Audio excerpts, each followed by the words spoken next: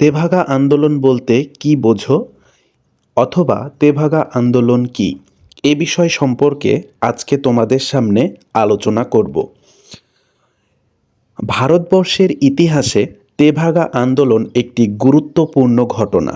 ব্রিটিশরা এদেশে আগমন করার পরে এদেশের মানুষ যে সকল সমস্যার সম্মুখীন হয়েছিল তার মধ্যে সবচেয়ে গুরুত্বপূর্ণ সমস্যা ছিল অর্থনৈতিক শোষণ।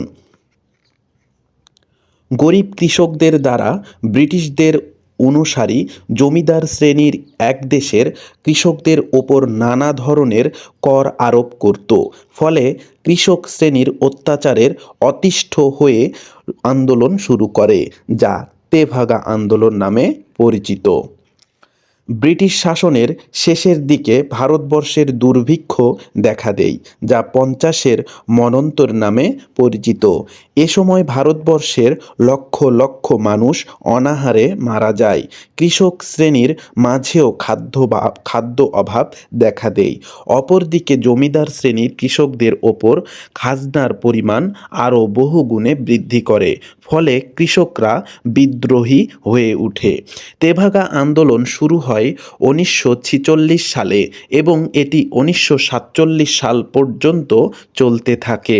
আন্দোলনের মাধ্যমে তারা কিছু নীতিমালা তৈরি করে, সেগুলো হলো মোট উৎপন্ন ফসলের 3/2 ভাগ পাবে চাষি এবং 1 ভাগ পাবে জমির মালিকগণ।